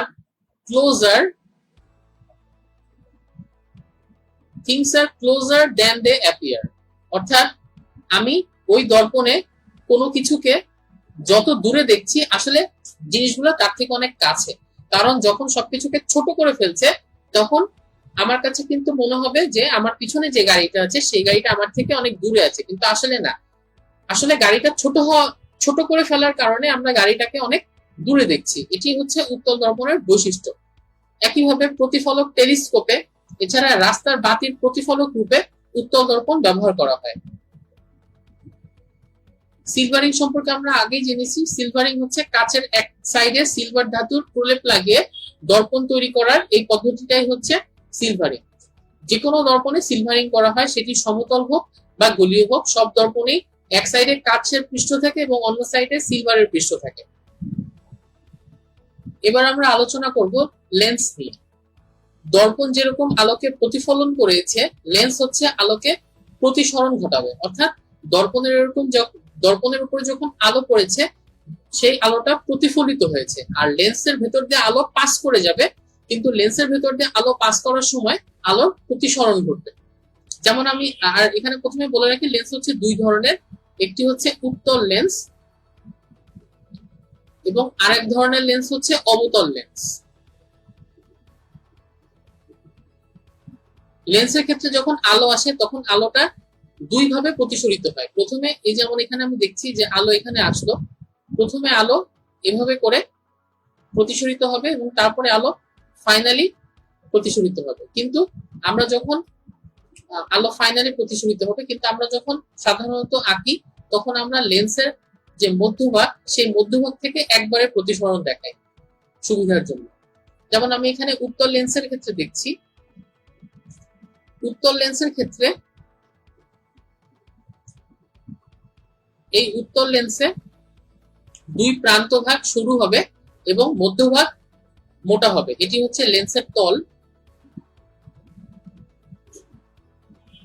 আচ্ছা, এটা হচ্ছে লেন্সের তল, এটা সমান হয়নি, আমি আরেকবার রাখছি উত্তল লেন্সটা। এটি হচ্ছে উত্তল লেন্স, এটি মোটামুটি মাঝামাঝি জায়গাটা এবং এটা হচ্ছে লেন্সের তল। তাহলে আমরা এখান থেকে যেটি দেখতে পাচ্ছি, এই যে উত্তল লেন্সের যে এখানে যে প্রতিসরক পৃষ্ঠটা আছে, এটি আসলে কোন একটি বৃত্তের একটি অংশ। সেই বৃত্তের একটি কেন্দ্র থাকবে, এই কেন্দ্রটাকে আমি বলছি বক্রতার কেন্দ্র। এখন উত্তল লেন্সের যদি আলো আসে, আলো এভাবে করে উত্তল লেন্সের যে পৃষ্ঠ সেই পৃষ্ঠের সমান্তরালে যদি আলো এসে লেন্সে পড়ে, তাহলে আলোটা উত্তল লেন্স যেটি করে আলোটাকে একটা বিন্দুতে এভাবে করে নিয়ে আসে। একইভাবে সমান্তরালে যদি আরো আলো আসে, তাহলে সেই আলোটাকে উত্তল লেন্স ঠিক ওই বিন্দু দিয়েই এভাবে করে প্রতিসরিত করে পাস করে পাঠিয়ে দিবে। এভাবে করে উত্তল লেন্স তার উপরে আপতিত সকল আলোক রশ্মিকে তার যে আহ, তার যে ফোকাস তল আছে, সেই ফোকাস তল দিয়ে আপতিত সকল আলোক রশ্মিকে একটি নির্দিষ্ট বিন্দুতে সে প্রতিসরণ করায়। এই বিন্দুটাকে বলা হচ্ছে ফোকাস বিন্দু, লেন্সের প্রধান ফোকাস বিন্দু। এবং লেন্সের যে কেন্দ্র, লেন্সের এই যে কেন্দ্র, সেই কেন্দ্র থেকে এই ফোকাস বিন্দুর দূরত্বটাকে বলা হচ্ছে এফ অথবা ফোকাল লেন্থ। আর অবতল দর্পণের ক্ষেত্রে এই যে আমরা একটি অবতল দর্পণ দেখতে পাচ্ছি, অবতল দর্পণের উত্তল দর্পণে কিন্তু উত্তল দর্পণের দুই প্রান্ত সরু এবং মাঝখানে মোটা, আর অবতল দর্পণের দুই প্রান্ত মোটা এবং মাঝখানে সরু। এটি হচ্ছে অবতল দর্পণ। তাহলে অবতল দর্পণের এই পাশের যে কার্ভটি আছে সেটিকে যদি আমরা, সেটা কিন্তু একটা বৃত্তেরই অংশ, সেই বৃত্তের কেন্দ্র আমি ধরে নিলাম এখানে। এখন আলো যদি এই ফোকাস তল বরাবর কোন একটা আলোক রশ্মি আসে, অবতল দর্পণের কিন্তু বক্রতার কেন্দ্র ভেতরে, এর ফোকাস বিন্দুও হবে ভেতরে। আমি ধরে নিলাম ফোকাস বিন্দুটা এইদিকে কোথাও। তাহলে এখন যেটা হবে সেটা হচ্ছে আলোটাকে সে এভাবে করে বাইরে প্রতিসরণ করিয়ে দিল। একইভাবে এভাবে করে যদি আলো ফোকাস তলের সমতলে অবতল দর্পণে এসে আপতিত হয়, এই ক্ষেত্রেও যেটি হবে, আলোক রশ্মিকে সে এই বরাবর, এই ফোকাস বিন্দু বরাবর এটাকে বর্ধিত করলে এটাকে এমন ভাবে প্রতিসরিত করবে যাতে প্রতিসরককে পেছনের দিকে আনলে এই ফোকাল পয়েন্টে সে এসে মিলিত হয়। অর্থাৎ সব লেন্সের ক্ষেত্রে আলোক রশ্মি, উত্তল লেন্সের ক্ষেত্রে আলোক রশ্মি হয় ফোকাস তল দিয়ে যাবে, আর অবতল লেন্সের ক্ষেত্রে আলোক রশ্মি ফোকাস তলের এখানে যে ফোকাস পয়েন্টটা থাকবে সেটির থেকে দূরে সরে যাবে। তাহলে আমরা এখন দেখি উত্তল লেন্সের সাহায্যে আমরা কি করতে পারি। প্রথমেই বলে রাখি, ওখানে আমরা দর্পণের ক্ষেত্রে দেখেছিলাম যে অবতল দর্পণ বিবর্ধক হিসেবে কাজ করে, আর এখানে আমরা দেখবো যে উত্তল লেন্স হচ্ছে বিবর্ধক হিসেবে কাজ করে। যেহেতু উত্তল লেন্সে আমরা বিম্বটাকে বড় আকারে দেখতে পাই, এই জন্য আমরা উত্তল লেন্স দিয়ে আমরা ম্যাগনিফাইং গ্লাস হিসেবে উত্তল লেন্সকে ব্যবহার করে থাকি। উত্তল লেন্সের সাহায্যে আলোক রশ্মিকে একটি বিন্দুতে কেন্দ্রীভূত করা যায়। যেখানে আমরা দেখলাম যে উত্তল লেন্সের সাহায্যে আমরা আলোক রশ্মিকে একটি বিন্দুতে কেন্দ্রীভূত করতে পারছি। আমরা যদি অনেক আলোক রশ্মিকে এভাবে করে একটা বিন্দুতে কেন্দ্রীভূত করতে পারি, তাহলে এটির দ্বারা আমরা অনেক কাজ করতে পারি। যেমন আগুন জ্বালানোর কাজে আমরা এটিকে ব্যবহার করতে পারি। আমরা কিন্তু খুব সহজে আমরা এই পরীক্ষাটি করতে পারি। আমরা বাজার থেকে একটি ম্যাগনিফাইং গ্লাস কিনে এনে সেটিকে যদি আমরা সূর্যের নিচে ধরি এবং তার নিচে যদি আমরা একটি কাগজ রাখি, আমরা দেখবো ওই সূর্যের আলোকে ম্যাগনিফাইং গ্লাসে যে উত্তল লেন্স ব্যবহার করা হয়েছে, সেই উত্তল লেন্স সূর্যের আলোকে একটা বিন্দুতে কেন্দ্রীভূত করছে, এবং এই কারণে ওই বিন্দুতে আলোর তাপ, সূর্যের আলোর অনেক অনেকগুলো রশ্মি একসাথে আপতিত হচ্ছে এবং ওই বিন্দুতে তাপমাত্রা অনেক বেড়ে যাচ্ছে এবং ওখানে আমরা দেখবো যে আগুন ধরে গিয়েছে। এভাবে করে আমরা উত্তল লেন্সের সাহায্যে আমরা আলোকে একটি বিন্দুতে আমরা প্রতিসরিত করার মাধ্যমে একটি বিন্দুতে আমরা মিলিত করি, আমরা আগুন ধরিয়ে দিতে পারি। এটি ব্যবহার করেছিল বিজ্ঞানী আর্কিমিডিস। শত্রুপক্ষের জাহাজে আগুন ধরিয়ে দেওয়ার কাজে বিজ্ঞানী আর্কিমিডিস এই উত্তল লেন্সকে আতশী কাচ হিসেবে ব্যবহার করেছিল। অর্থাৎ আর্কিমিডিস যেটি করেছিল, আর্কিমিডিস ছিল গ্রিকের অধিবাসী, একজন গ্রিক নাগরিক ছিল, অর্থাৎ গ্রিসের অধিবাসী ছিল তৎকালীন। তাদের যুদ্ধ চলছিল রোমান সাম্রাজ্যের বিরুদ্ধে, এবং তখন আর্কিমিডিস কিন্তু এরকম আরো অনেকগুলো বৈজ্ঞানিক পদ্ধতি তিনি তার পক্ষের সেনাদলকে সরবরাহ করছিলেন। এই কারণে কিন্তু রোমান জেনারেলরা অনেক ক্ষিপ্ত ছিল আর্কিমিডিসের উপরে, এবং আলটিমেটলি কিন্তু রোমান জেনারেল ক্লডিয়াসের একজন সৈন্যের হাতেই আর্কিমিডিসের মৃত্যু হয়েছিল। পরবর্তীতে যখন রোমানরা আর্কিমিডিসের দেশটাকে দখল করে নেয়। এছাড়াও চশমা, ক্যামেরা, বিবর্ধক কাচ, অনুবীক্ষণ যন্ত্র ইত্যাদি যন্ত্রে উত্তল লেন্স ব্যবহার করা হয়, আর অবতল লেন্স মূলত চশমায় ব্যবহার করা হয়। এছাড়াও সিনেমাস্কোপ, প্রজেক্টরে এবং গ্যালিলিওর দুর্বীক্ষণ যন্ত্র অবতল লেন্স ব্যবহার করা হয়। অবতল লেন্স হচ্ছে সবকিছুকে ছোট করে ফেলছে। তাহলে আমরা একটা লেন্স কিভাবে চিনব? উত্তল লেন্সকে আমরা দেখে কিভাবে চিনতে পারি? উত্তল লেন্সের মধ্যভাগ মোটা এবং দুই প্রান্ত সরু, আর অবতল লেন্সের ক্ষেত্রে অবতল লেন্সের মধ্যভাগ সরু এবং দুই প্রান্ত মোটা। উত্তল লেন্সের সামনে যদি আমরা একটি আঙুল ধরি, যেহেতু আমরা আগে বলেছি উত্তল লেন্স বিবর্ধন করছে, তাহলে ওই আঙুলটাকে আমরা সোজা এবং আকারে বড় দেখব। আর অবতল লেন্সের ক্ষেত্রে যেহেতু অবতল লেন্স বিপোটাকে ছোট করে ফেলছে, তাই অবতল লেন্সের পেছনে যদি আমরা একটা আঙ্গুল ধরি তাহলে সেটিকে সোজা এবং আকারে ছোট দেখবো। এভাবে করে আমরা উত্তল লেন্স এবং অবতল লেন্সকে আমরা শনাক্ত করতে পারি। লেন্সের ক্ষমতার একক হচ্ছে ডায়োপচার। লেন্সের ক্ষমতা হচ্ছে 1/f। এফ হচ্ছে ফোকাল লেন্থ। আমরা একটু আগে যেটি দেখেছি যে আলো ফোকাস তল বরাবর যদি এসে পড়ে তাহলে আলো এভাবে করে লেন্সের যদি এসে পড়ে তাহলে যেই বিন্দুতে আলো লেন্স আলো প্রতিসরিত করে যেই বিন্দুতে ফেলছে অর্থাৎ একগুচ্ছ সমান্তরাল আলোক রশ্মিকে লেন্স যেই বিন্দুতে আপতিত করছে তাকে যে বিন্দুতে প্রতিসরিত করে যেই বিন্দুতে ফেলছে তাকে আমরা বলছি ফোকাল পয়েন্ট, এবং লেন্সের কেন্দ্র থেকে সেই পয়েন্টের দূরত্বটাকে বলছি আমরা ফোকাল লেন্থ। তাহলে লেন্সের ক্ষমতা হচ্ছে 1/f অর্থাৎ 1 ফোকাল লেন্থ। এই যে আমরা যখন চশমা পরি আমরা চশমার যে বিভিন্ন ক্ষমতা দেখি, যেমন চশমার ক্ষমতা যদি হয় +0.25, এটি কিন্তু আসলে 0.25 ডায়োপচার। এখানে প্লাস হচ্ছে উত্তল লেন্সের ক্ষমতা পজিটিভ হয়। আর যদি মাইনাস, আমি যদি একটি চশমা দেখি -1, তার মানে হচ্ছে এটি চশমাটির ক্ষমতা -1 ডায়োপচার, এবং মাইনাস থাকার কারণে সেই চশমাতে অবতল লেন্স ব্যবহার করা হয়েছে। আর এখান থেকে আমরা যেটি জানতে পারি সেটা হচ্ছে 0.25 ডায়োপচার এই ক্ষমতার লেন্সের ফোকাস দূরত্ব হবে হচ্ছে f যেহেতু p = 1/f, তার মানে f = 1/p অর্থাৎ 1/0.25 মিটার। এটি হবে ওই চশমাটার যে লেন্স ব্যবহার করা হচ্ছে সেটির ফোকাস দূরত্ব। এখন আমরা কিছু তথ্য জানবো। প্রথমে আসা যাক ক্রান্তিকোণ কি।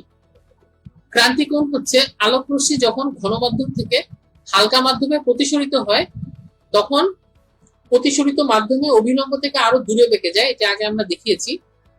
আর আপতন কোণের চেয়ে প্রতিসরণ কোণ বড় হয়। অর্থাৎ এখানে আমি দেখাই আলোক রশ্মি এই ঘটনাটি আসলে কি।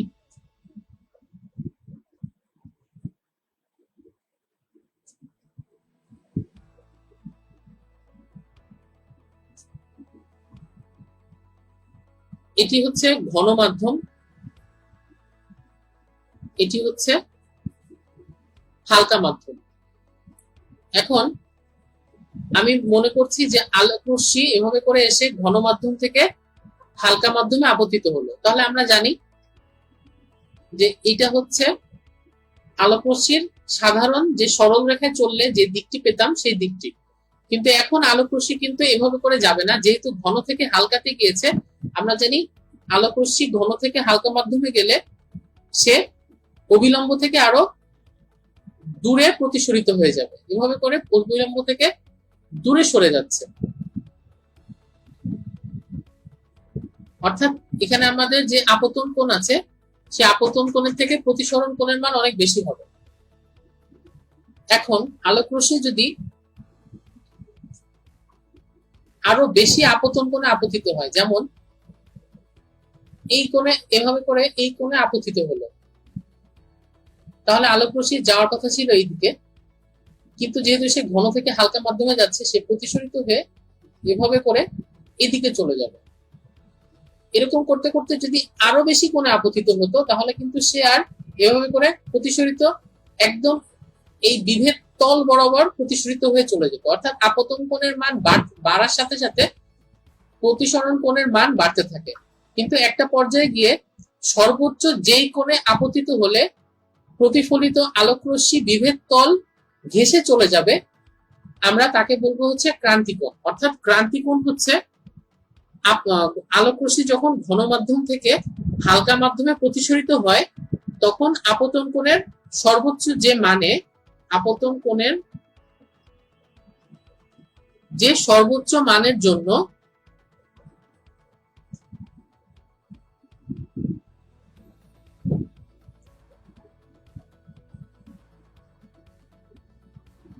প্রতিসরিত রশ্মি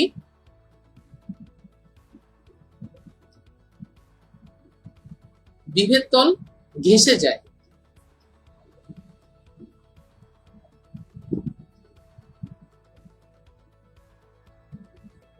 তাকে আমরা বলছি ক্রান্তিকোণ। যেমন হীরকের ক্রান্তিকোণ হচ্ছে 24 ডিগ্রি।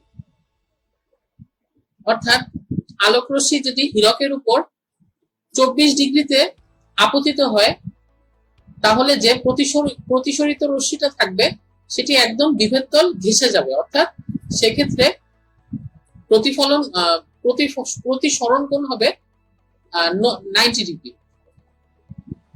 যেই আপতন কোণের জন্য প্রতিসরণ কোণের মান 90 ডিগ্রি হচ্ছে, সেটি কিন্তু আমার ক্রান্তিকোণ।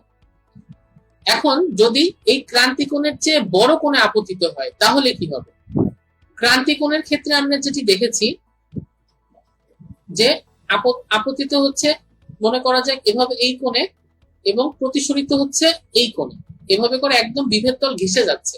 এখন আমি যদি এর থেকেও বেশি কোণে, অর্থাৎ ক্রান্তিকোণের চেয়ে বেশি কোণে আপতিত হয়, তাহলে যেটি হবে, এই যে আমি ধরে নিলাম এটি ক্রান্তিকোণ থেকে বেশি কোণে আপতিত হচ্ছে। ক্রান্তিকোণে আপতিত হলে সেটি বিভেদ তল ঘেঁষে যেত। আর যদি ক্রান্তিকোণের চেয়ে বেশি কোণে আপতিত হয় তাহলে কিন্তু এটি বিভেদ তল আর ঘেঁষে যাবে না, সেটি যেই পৃষ্ঠে সে আপতিত হয়েছিল সেদিকে এভাবে চলে যাবে। তাহলে এই ঘটনাটি কিন্তু আর প্রতিসরণ থাকছে না, তখন এটি প্রতিফলন হয়ে যাচ্ছে। অর্থাৎ আলোক রশ্মি যে মাধ্যম থেকে এসে আপতিত হয়েছে আবার সেই মাধ্যমেই ফিরে যাচ্ছে ক্রান্তিকোণের চেয়ে বেশি কোণে আপতিত হলে। এই ঘটনাটাকে বলা হচ্ছে পূর্ণ আভ্যন্তরীণ প্রতিফলন। অর্থাৎ আলোক রশ্মি ঘন মাধ্যম থেকে হালকা মাধ্যমে ক্রান্তিকোণের চেয়ে অধিক কোণে যদি আপতিত হয়, তাহলে প্রতিসরণের পরিবর্তে আলোক রশ্মি ওই ঘন মাধ্যমে, অর্থাৎ যে মাধ্যম থেকে এসেছে সেই মাধ্যমে সম্পূর্ণরূপে প্রতিফলিত হয়। এই ঘটনাটাকে বলা হচ্ছে পূর্ণ আভ্যন্তরীণ প্রতিফলন। তাহলে পূর্ণ আভ্যন্তরীণ প্রতিফলন হওয়ার জন্য কি কি শর্ত থাকতে হবে? আলোক রশ্মিকে অবশ্যই ঘন মাধ্যম থেকে হালকা মাধ্যমে আপতিত হতে হবে, এটি হচ্ছে প্রথম শর্ত। আর দ্বিতীয় শর্ত, অবশ্যই আপতন কোণের মান ক্রান্তিকোণের চেয়ে বড় হতে হবে। এই যে এগুলো আমরা ব্যাখ্যা করিয়েছি। যেমন এখানে যেটি হচ্ছে এটি হচ্ছে ঘন মাধ্যম আর এটি হচ্ছে হালকা মাধ্যম। তাহলে এখানে যেটি হয়েছে যে এই যে আপতিত হলো, এটি ক্রান্তিকোণের চেয়ে ছোট একটি কোণে আপতিত হয়েছে। এটি যাওয়ার কথা ছিল এভাবে, এই বরাবর, কিন্তু যেহেতু সেটি ঘন থেকে হালকা মাধ্যমে যাচ্ছে, আমরা আগে দেখিয়েছি যে ঘন থেকে হালকা মাধ্যমে গেলে এই প্রতিসরিত রশ্মি অভিলম্ব থেকে দূরে সরে যাবে। অর্থাৎ তার যাওয়ার কথা ছিল এদিকে, কিন্তু সে হালকা মাধ্যম পেয়ে আরো দূরে চলে গিয়েছে, এভাবে করে দূরে চলে গেল। আর যদি সেটি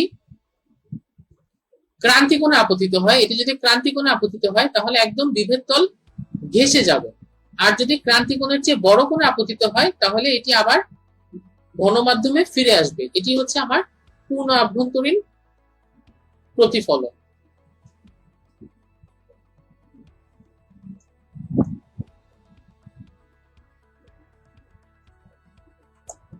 এখন আমরা পূর্ণ আভ্যন্তরীণ প্রতিফলনের কিছু বাস্তব উদাহরণ দেখব। প্রথমটি হচ্ছে মরীচিকা। পূর্ণ আভ্যন্তরীণ প্রতিফলনের ফলে উত্তপ্ত মরু অঞ্চল বা শীত প্রধান মরু অঞ্চলে যে দৃষ্টিভ্রম ঘটে সেটিকেই বলা হচ্ছে মরীচিকা। এখানে আমরা একটি মরীচিকার ফেনোমেনা দেখতে পাচ্ছি। মরীচিকার ক্ষেত্রে এখানে কি ঘটনা হচ্ছে? যখন এই লোকটি মরুভূমিতে হেঁটে বেড়াচ্ছে, খুবই তৃষ্ণার্ত, এর চেহারা দেখে বোঝা যাচ্ছে যে খুবই তৃষ্ণার্ত, অনেকদিন ধরে পানি পাচ্ছে না, এখন সে পানির খোঁজে সে পাগলের মতো ছুটে বেড়াচ্ছে। মরুভূমিতে আমরা জানি খেজুর গাছ খুব অনেক বেশি হয়, এছাড়াও ক্যাকটাসও হয়। তো দূরে একটা খেজুর গাছ আছে। তো আমরা জানি বস্তু থেকে আলো এসে যখন আমাদের চোখে আসে তখন আমরা ওই বস্তুটাকে দেখতে পাই।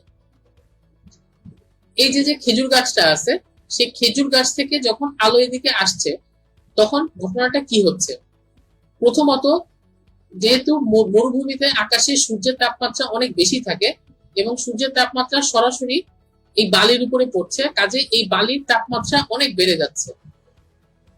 বালির তাপমাত্রা যখন বেড়ে যাচ্ছে, সেই তাপমাত্রাটা সরাসরি পড়ছে এই বালির উপরে যে বায়ু আছে সেই বায়ুর উপরে, অর্থাৎ বালির উপরের বায়ুগুলো তাপমাত্রা বেশি পাচ্ছে। এবং আমরা জানি তাপমাত্রা যদি আমরা গ্যাসীয় পদার্থতে যদি বেশি তাপমাত্রা দিই তার ঘনত্ব কমে যাবে, অর্থাৎ তখন এই বালির উপরে মরুভূমির বালির উপরে যে বায়ু আছে সেই বায়ুটা হালকা হয়ে যাবে এবং তার উপরে যে বায়ু থাকবে সেটি ভারী হয়ে যাবে। এই বায়ু কেন হালকা হয়ে গেল? এই তাপমাত্রার কারণে। অর্থাৎ এই মরুভূমি যখন সূর্যের তাপে উত্তপ্ত হয়ে তার উপরের বায়ুগুলোকে হালকা করে দিল, তখন এখানে আমরা দুটি মাধ্যম পেয়ে গেলাম। একটি হচ্ছে নিচে যে হালকা বায়ু মাধ্যম এবং উপরে যে নর্মাল অথবা ভারী বায়ু মাধ্যম। এখন তাহলে এখানে ঘটনাটা কি হচ্ছে? যখন এখান থেকে আলো যখন এসে এভাবে করে ভারী মাধ্যম থেকে হালকা মাধ্যমে যাওয়ার সময় যদি সংকট কোণের চেয়ে বেশি কোণে আপতিত হয়, এখানে সংকট কোণের চেয়ে এখানে যে আপতন কোণ আছে সেটি সংকট কোণের চেয়ে বেশি কোণে আপতিত হয়েছে। সংকট কোণের থেকে বেশি কোণে আপতিত হওয়ার কারণে এটি প্রতিসরিত না হয়ে পূর্ণ আভ্যন্তরীণ প্রতিফলিত হয়ে সেটি এভাবে করে এই মরুচারীর চোখে এসে পড়েছে। এবং তখন তাহলে এটিকে যদি সে এভাবে করে আমরা পিছনে বাড়াই, তাহলে আমরা যেটি দেখবো সেটি হচ্ছে বিম্বটা তৈরি হচ্ছে উল্টা দিকে এবং এভাবে করে নিচের দিকে। অর্থাৎ এই লোকটির এই খেজুর গাছটার প্রতিফলিত বিম্ব দেখতে পাবে। এবং সাধারণত মরুভূমির ভিতরে বালুর মধ্যে তো প্রতিফলিত বিম্ব পাওয়ার কোনো প্রশ্নই আসে না। অর্থাৎ আমি কখনো বালির ভিতরে তো নিজের চেহারা দেখতে পারবো না, কারণ বালি তো আমাকে প্রতিবিম্ব দিবে না, কারণ বালি তো কোনো স্বচ্ছ মাধ্যম না। কিন্তু পানি কিন্তু দিবে। অর্থাৎ আমি যদি অনেক দূর থেকে দেখি, যেহেতু এখানে পূর্ণ আভ্যন্তরীণ প্রতিফলন হচ্ছে, এই মরুভূমির তপ্ত বালু যখন উপরের বায়ুকে গরম করে হালকা করে দিচ্ছে, তখন এখানে দুটি মাধ্যম তৈরি হচ্ছে। এবং যখন ওই খেজুর গাছটার বিম্ব ভারী থেকে হালকা বায়ু মাধ্যম প্রবেশ করছে এবং সে যখন ক্রান্তিকোণের চেয়ে বেশি কোণে আপতিত হচ্ছে, তখন সেখানে পূর্ণ আভ্যন্তরীণ প্রতিফলনের কারণে ওই খেজুর গাছের একটি বিম্ব লোকটি দেখতে পাচ্ছে। খেজুর গাছের বিম্ব যখন লোকটি দেখতে পাচ্ছে, তখন সে মনে করবে যে নিশ্চয়ই ওখানে পানি আছে এবং ওই পানির কারণেই সে বিম্ব দেখতে পাচ্ছে। তখন সে দৌড়ে ওই খেজুর গাছের কাছেতে যাবে এবং যে দেখবে নিচে কোনো পানি নাই। তাহলে বিম্ব কেন দেখলো? বিম্ব দেখলো হচ্ছে পূর্ণ আভ্যন্তরীণ প্রতিফলনের কারণে। এটি হচ্ছে আসলে মরীচিকার মেইন কনসেপ্ট। তাহলে মরীচিকাটা আমরা কেন দেখছি? এখানে উত্তপ্ত মরুভূমিতে মরীচিকা গঠনের জন্য আলোর ভূমিকা আমরা জানবো। মরুভূমিতে তৃষ্ণার্ত পথচারীর নিকট মনে হয় সামান্য অল্প দূরত্বেই পানি আছে, আসলে সেখানে পানি থাকে না। ঘটনাটা যেটা হয়, মরুভূমিতে সূর্যের প্রচন্ড তাপে বালি খুব তাড়াতাড়ি উত্তপ্ত হয়ে যায়। এর ফলে বালি সংলগ্ন বায়ু উত্তপ্ত হয়ে হালকা হয়। এই জন্য যেটা হয়, নিচের যে অংশতে যে বায়ু থাকে সেটি হালকা বায়ু থাকে, আর উপরের বায়ু থাকে হচ্ছে ঘন বায়ু। মরুভূমিতে দূরে কোনো গাছ থেকে আলোক রশ্মি যদি পথিকের চোখে আসে, তাহলে সে ঘন মাধ্যম থেকে হালকা মাধ্যমে আসছে।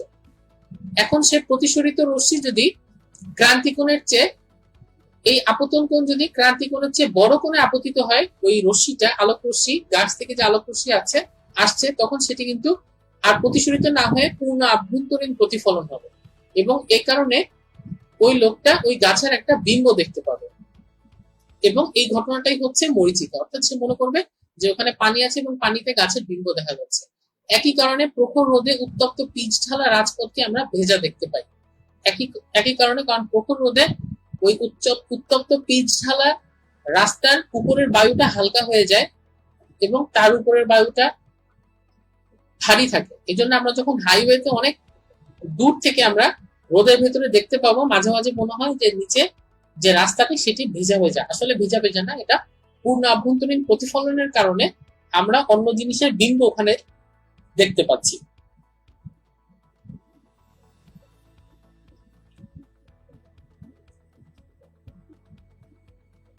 শীত প্রধান অঞ্চলেও কিন্তু মরীচিকা হয়। শীত প্রধান অঞ্চলে মরীচিকা গুলা একটু অন্যরকম থাকে। এখানে আমরা মরুভূমিতে মরীচিকাতে আমরা একটা জিনিসের বিম্ব দেখতে পাচ্ছি তার নিচে, আর শীত প্রধান দেশে যে মরীচিকাটা দেখতে পাই সেখানে বিম্বটা দেখতে পাই উপরে। কেননা শীত প্রধান দেশে যেটি হয় সেটি হচ্ছে, শীত প্রধান দেশে ভূমির নিকটস্থ বায়ু বেশি ঠান্ডা থাকে। এই কারণে যেহেতু নিকটস্থ বায়ু বেশি ঠান্ডা, তাপমাত্রা কম, কাজেই তার ওখানকার মানে মাটির কাছের যে বায়ুগুলো সেটার ঘনত্ব বেশি থাকবে। আর উপরের স্তরগুলো হচ্ছে ক্রমশ গুলোর তাপমাত্রা এর থেকে বেশি থাকে, এজন্য তার উপরে বায়ুগুলো ক্রমশ হালকা থাকে। অর্থাৎ সেক্ষেত্রে আমাদের যে মরিচিকাটা হয় সেটা হচ্ছে উপরের দিকে হয়, আকাশের দিকে ঝুলন্ত অবস্থায় আমরা ওই মরিচিকাটা দেখতে পাই। কারণ তখন আলোক রশ্মি হচ্ছে হালকা স্তর থেকে ঘন স্তরে চলে আসে, এবং তখনও যখন এই তখন আমরা যে মরিচিকাটি দেখব সেটি হচ্ছে উল্টো প্রতিবিম্ব উপরের দিকে আকাশের দিকে ঝুলন্ত অবস্থায় দেখব। এটি হচ্ছে শীত প্রধান দেশের মরিচিকা। এবার আমরা বিভিন্ন পদার্থের প্রতিসরাঙ্ক দেখতে পাবো। তার আগে একটা জিনিস জানি যে গ্লিসারিন পূর্ণ পাত্রে কাচদণ্ড রাখলে তা দেখা যায় না কেন? কারণ হচ্ছে গ্লিসারিনের প্রতিসরাঙ্ক হচ্ছে 1.5 আর কাচের প্রতিসরাঙ্ক হচ্ছে 1.47। যেহেতু উভয়ের প্রতিসরাঙ্ক প্রায় সমান, এ কারণে গ্লিসারিন পাত্রে কাচদণ্ড ডুবালে প্রায় সমান প্রতিসরাঙ্কের কারণে তা দেখা যায় না। এবার আমরা বিভিন্ন মাধ্যমের প্রতিসরাঙ্ক জানবো। প্রতিসরাঙ্ক যেমন শূন্য মাধ্যমের প্রতিসরাঙ্ক হচ্ছে 1, বায়ু মাধ্যমের প্রতিসরাঙ্ক হচ্ছে 1.00029। এই জন্য এটাকে আমরা প্রায় 1 ধরে নিই, তবে পরীক্ষাতে আসলে আমরা কিন্তু এটি লিখবো, অর্থাৎ 1.00029। এটি হচ্ছে বায়ুর প্রতিসরাঙ্ক। আমরা আগে দেখেছি প্রতিসরাঙ্ক হচ্ছে মাধ্যমের আপতন কোণের সাইন এবং প্রতিসরণ কোণের সাইনের যে অনুপাত সেটিকে আমরা বলছি প্রতিসরাঙ্ক। পানির প্রতিসরাঙ্ক হচ্ছে 1.33, অর্থাৎ বায়ুর সাপেক্ষে পানির প্রতিসরাঙ্ক 1.33, কাচের প্রতিসরাঙ্ক 1.52, হীরার প্রতিসরাঙ্ক 1.42। যেই পদার্থের প্রতিসরাঙ্ক যত বেশি সেই পদার্থগুলো কিন্তু তত বেশি ঝিকিমিকি করবে। যেমন হীরা কিন্তু অনেক বেশি ঝিকিমিকি করে, কারণ হীরার প্রতিসরাঙ্ক অনেক বেশি। হীরাতে আলো এসে অনেক বেশি প্রতিসরিত হয়ে যায়, এবং সেই প্রতিসরিত আলোয় আমরা যখন আমাদের চোখে এসে পড়ে আমরা তখন আমাদের কাছে তখন জিনিসটাকে অনেক উজ্জ্বল এবং ঝিকিমিকি মনে হয়। এবার আমরা দেখবো পদ্ম পাতার উপর বৃষ্টির পানির ফোঁটা পড়লে কেন তা চকচকে দেখায়। কারণ পদ্ম পাতার মধ্যে অনেক সূক্ষ্ম সূক্ষ্ম রোয়া থাকে। পাতার উপর পানির ফোঁটা পড়লে ওই পানির ফোঁটা ওই রোয়াগুলোর উপর আটকে থাকে, ফলে পাতা এবং পানির ফোঁটার মাঝের অংশে যে বাতাস থাকে, আলোর আপতিত রশ্মিগুলো সেই সংকট কোণের চেয়ে বড় কোণে পানির ফোঁটার তলে আপতিত হলে তখন আমরা পূর্ণ আভ্যন্তরীণ প্রতিফলন ঘটবে, এবং তখন এই প্রতিফলিত রশ্মি দর্শকের চোখে ধরা পড়বে এবং পানির ফোঁটাকে চকচক দেবে। অর্থাৎ আমি যদি এখানে একটি পাতা আঁকি,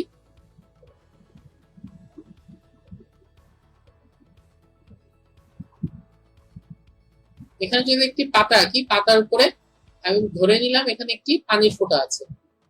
এখন এই পাতার ভিতরে অনেক ছোট ছোট ছিদ্র বা রোয়া থাকবে, এবং এই রোয়ার ভিতরে